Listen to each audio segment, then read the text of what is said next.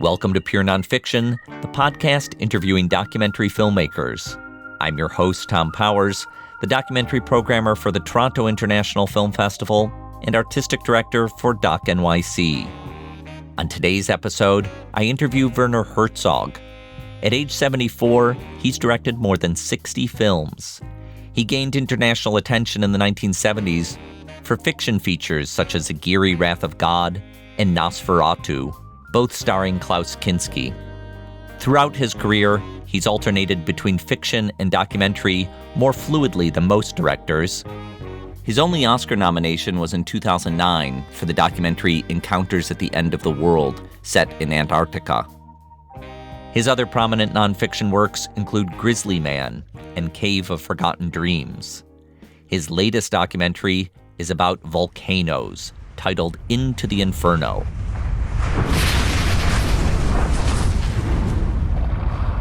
He teams up with the volcanologist Dr. Clive Oppenheimer as they take a visually stunning journey to hotspots around the world. Here's a clip of Herzog's narration. Obviously, there was a scientific side to our journey, but what we were really chasing was the magical side, the demons, the new gods. This was the itinerary we had set for ourselves, no matter how strange things might eventually get. Herzog's volcano fascination goes back decades. Here's a clip from his 1977 documentary, La Soufriere. In August 76, there were clear indications that the volcano La Soufriere on the Caribbean island of Guadeloupe was about to erupt. The mountain had emitted its first signs in spring that year, and scientists had been flown in. Things began to take a dramatic turn towards the end of August. What was expected was no ordinary eruption, but an explosion of the whole volcano with a force of at least 5 or 6 atomic bombs. Thus, 75,000 inhabitants were evacuated from the surrounding volcano, the whole southern part of the island. I was immediately fascinated when I read in a newspaper that one single poor peasant living on the very slopes of the volcano had refused to be evacuated. The very same day I set out, together with my 2 cameramen, Jörg Schmidt-Reitwein and Ed Luckman. Herzog's career is filled with adventures and grand gestures. There was the time in the 1970s when he swore he would eat his shoe if Errol Morris ever completed his first film. When Morris finally finished Gates of Heaven, Herzog made good on the promise at a public event in Berkeley, California. It was captured by Les Blank in the short film Werner Herzog Eats His Shoe. I didn't mean to eat this shoe in public. I intended to eat it in a restaurant. But I was pushed a little bit into it, and it makes sense to some extent because it should be an encouragement for all of you who want to make films and who are just scared to start and who haven't got the guts, so you can follow a good example.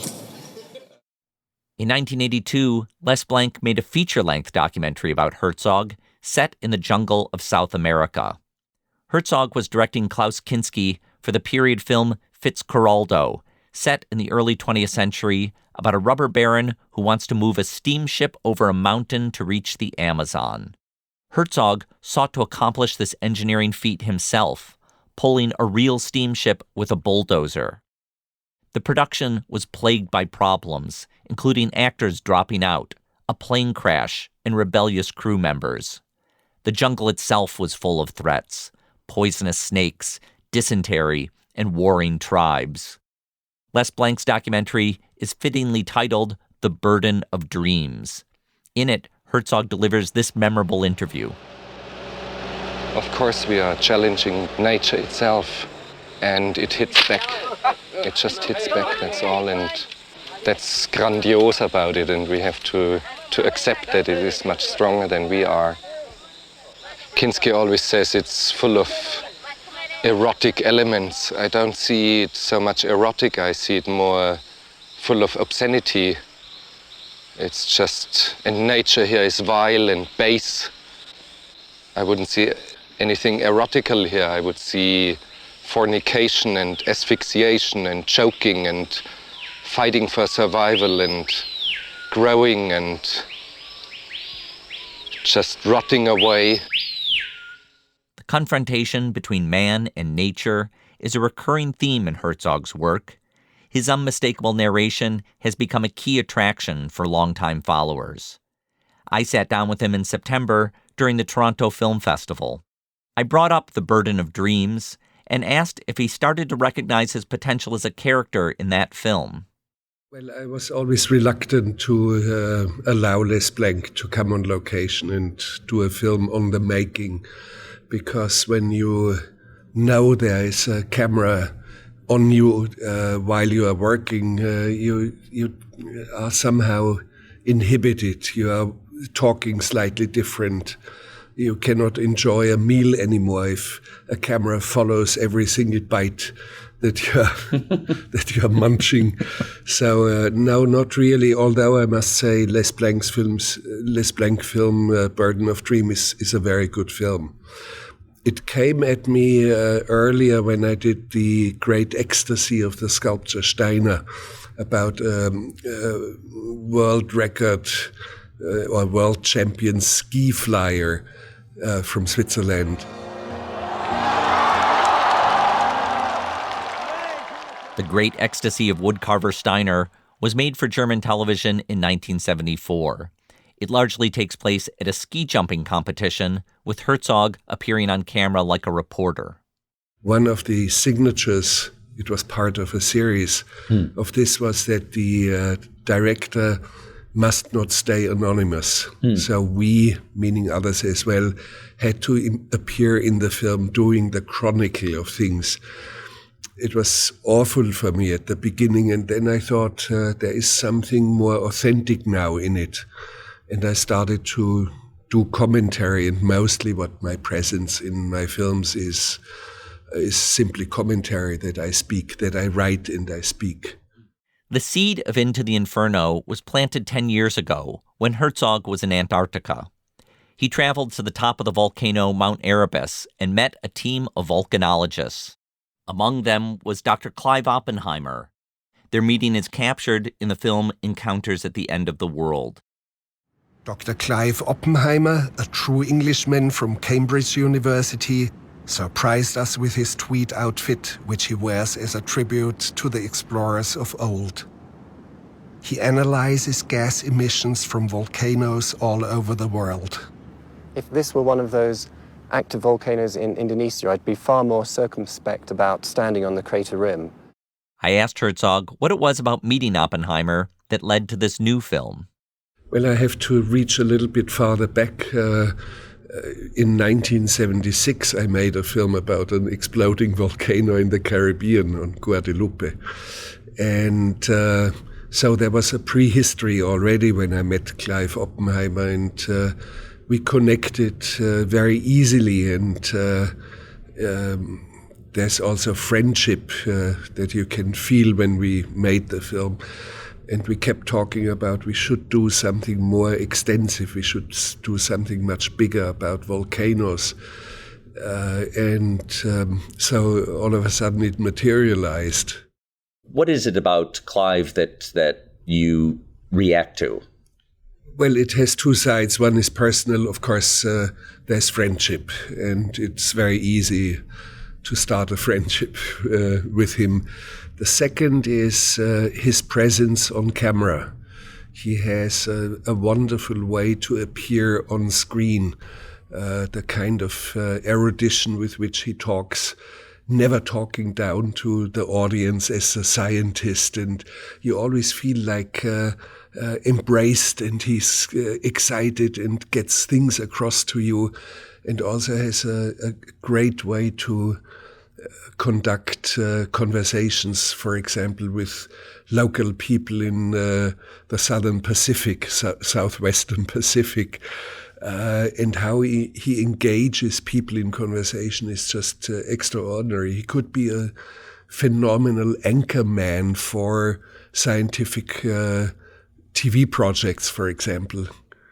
So there's a quality that you do not see very often on screen. And And that's something I can recognize easily as somebody who has worked in documentaries and also with actors in feature films. I mean, I think when people hear the word volcanologist, they might not even be sure what that means, other than a wish fulfillment of a childhood fantasy to get close to dangerous things. What does it mean to study volcanoes? Well, it has a practical side. Number one, we do not know very much about volcanoes. By now, yes, but predictions are not as sure as, let's say, the weather forecast.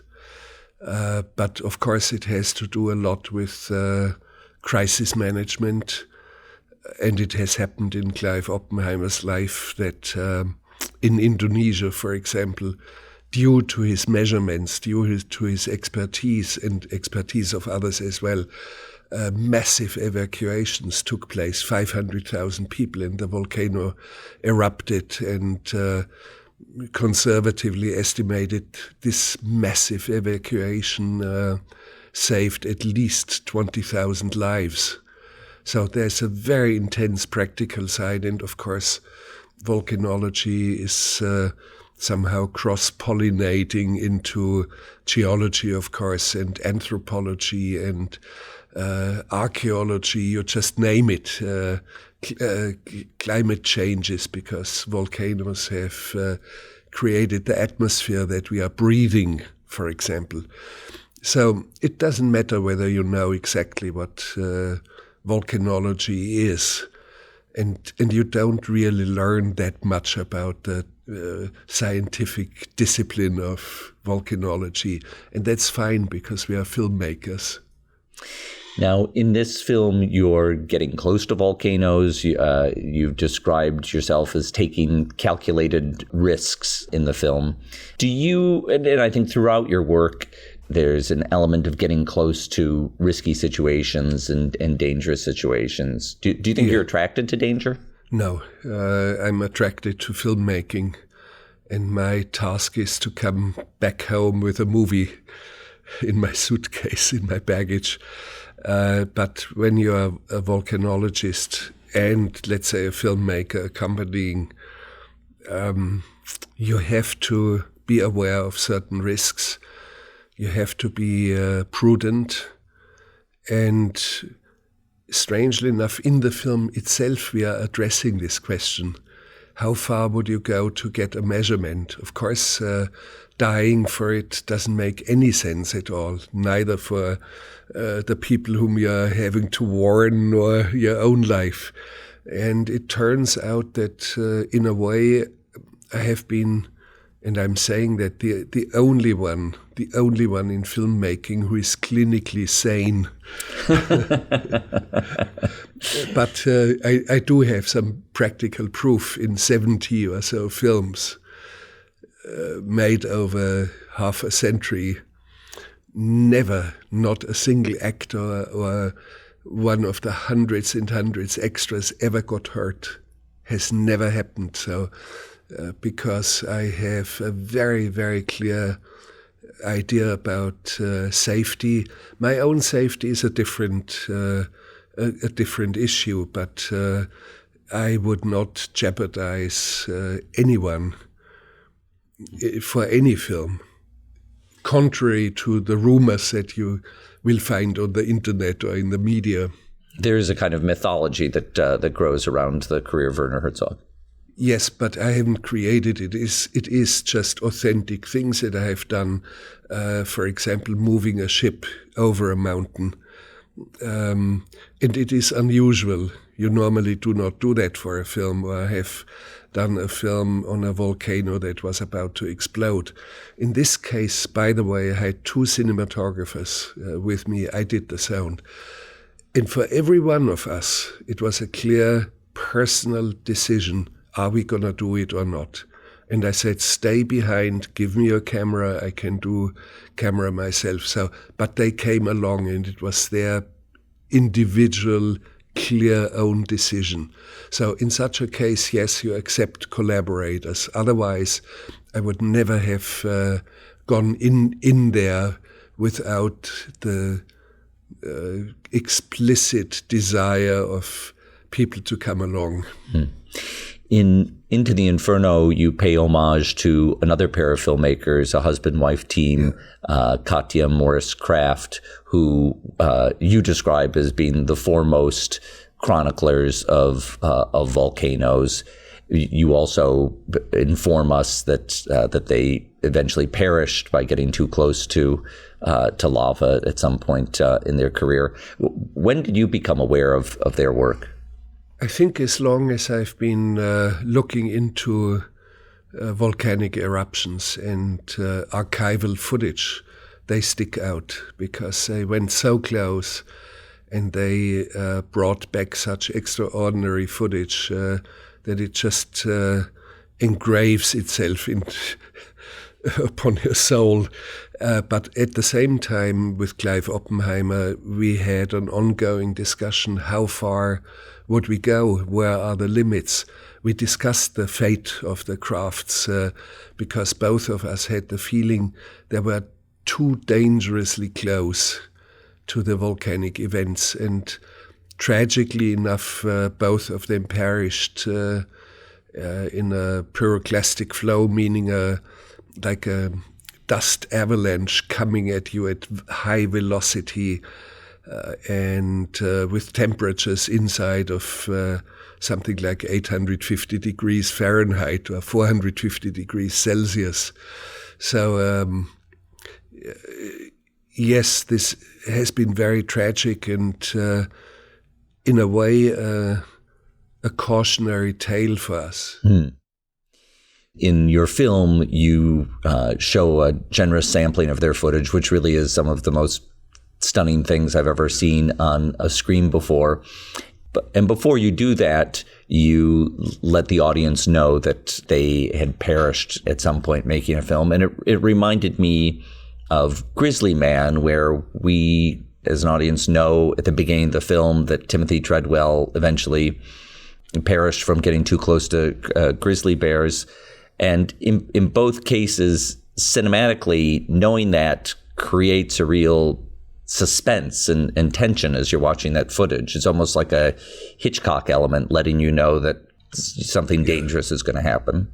Well, we are filmmakers, so I'm a filmmaker, and of course, in case of Treadwell, it was known in the general public already that he was attacked and killed by a grizzly bear together with his girlfriend, Amy Huguenard. Very tragic also, and I think a fairly wide community of people who watched TV in France, for example, knew about their fate. So there's nothing specific and nothing sensational to point out, yes, this is phenomenal footage, but it cost them their lives. It's just a form of storytelling, and it's not my invention. It dates back to storytelling of cavemen back in Paleolithic times. Into the Inferno pays close attention to local mythologies that emerge around volcanoes. On the Pacific island of Vanuatu, local people worship the deity of a mythical American GI named John Frum, who's said to live in a volcano. Here's Herzog in the film. Chief Isaac of this John Frum village tightly controls the dogma of the new faith. Different denominations and even a schism in the church seem to have materialized, and so we were only allowed to speak to him and his son. On camera, Oppenheimer interviews the village chief.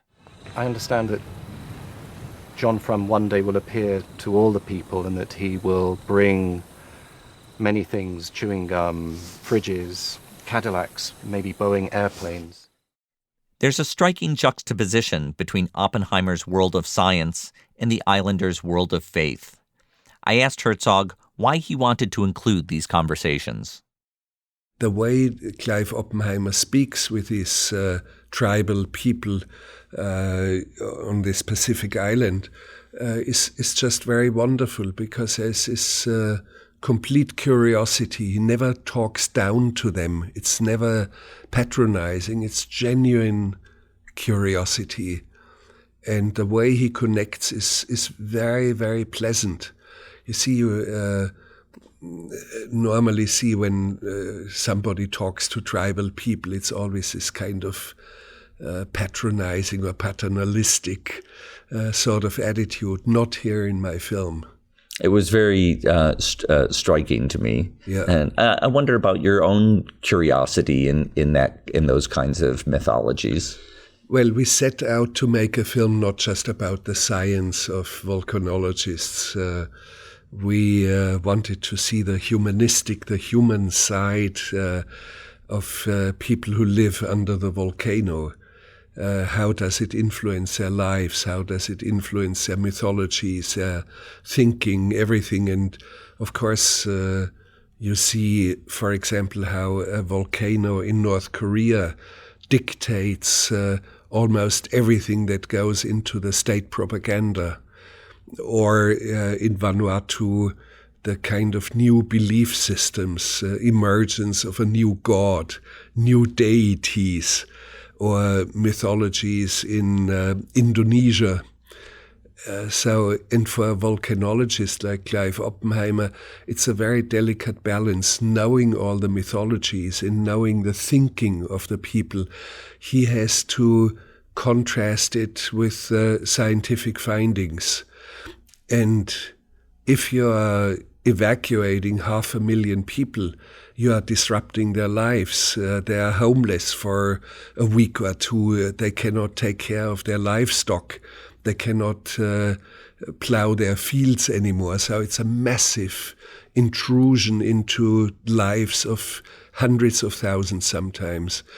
And to balance that with their belief systems, that's a very tricky thing. And giving a false alarm, which has happened sometimes, you are evacuating and nothing is happening then.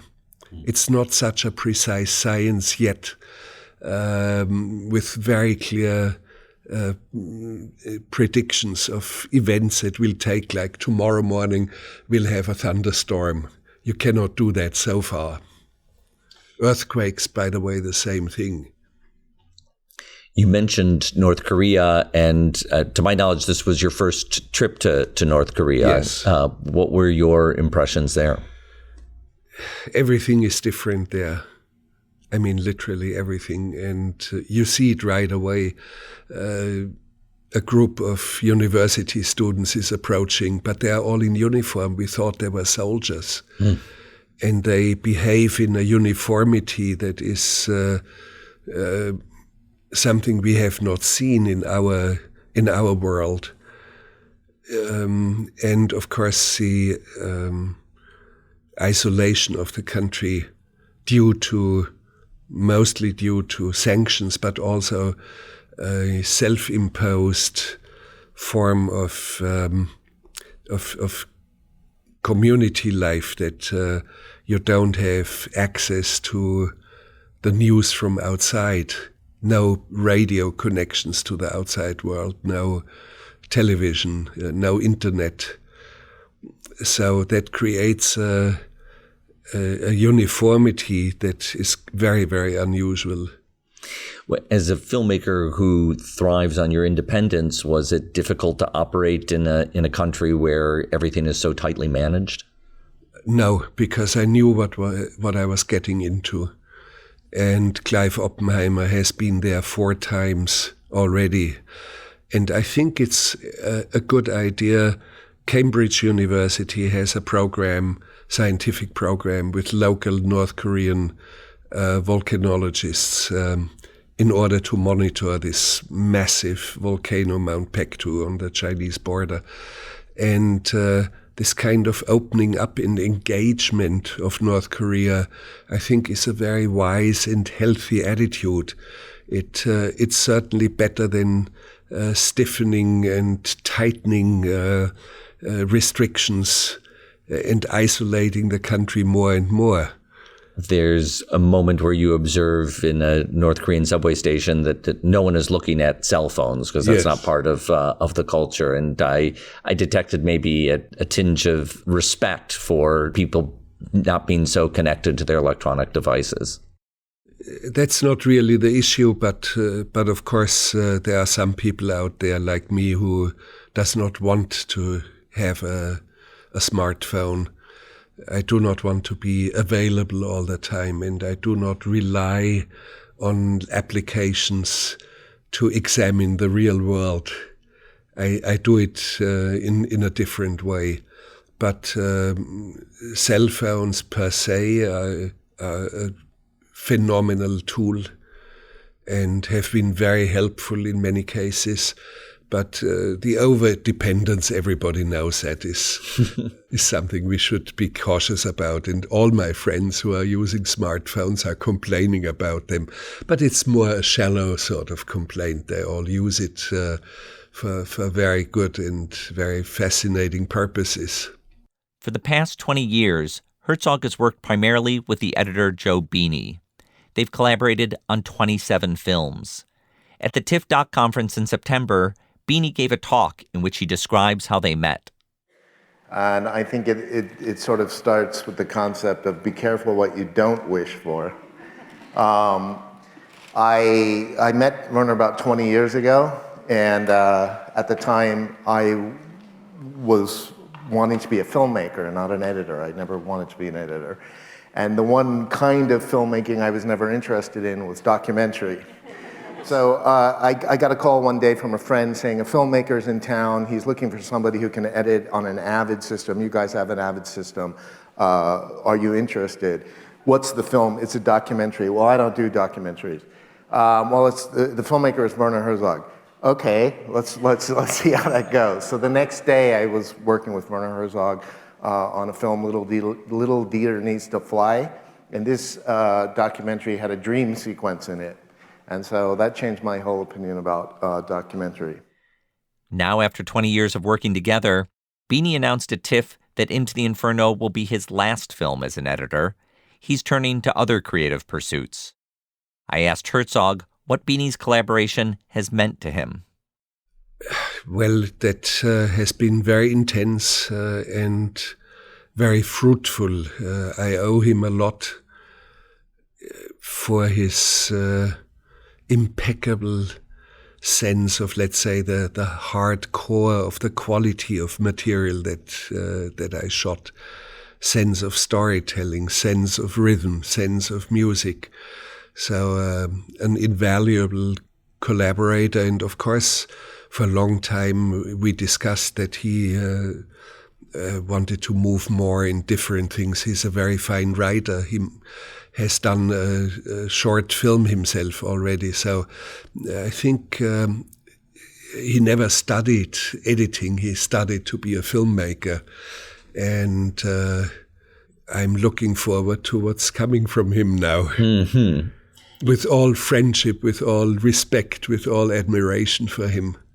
He described that, he said, for the first several films that he did with you, he stood back and felt more like a technician with your guidance, but that eventually he felt like he had something to contribute.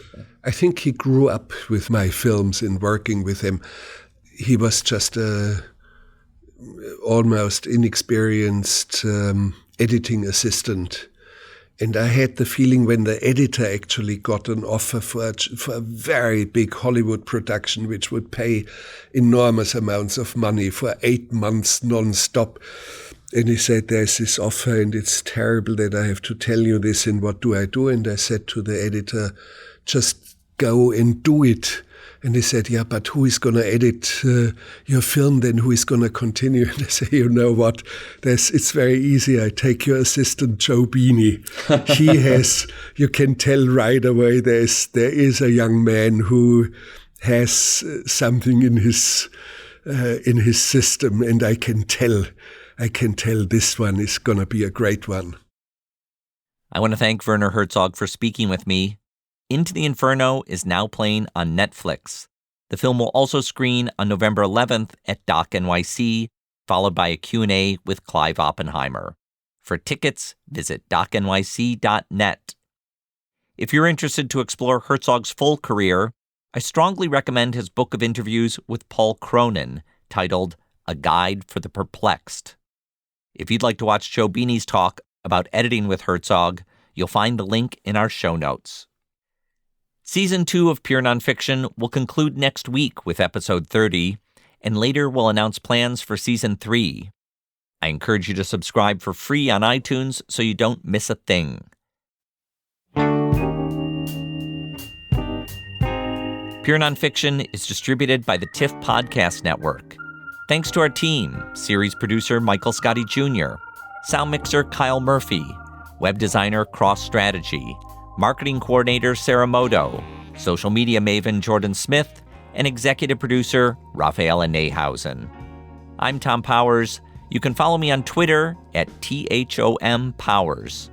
You can read our show notes, learn about live events, and sign up for our newsletter at purenonfiction.net.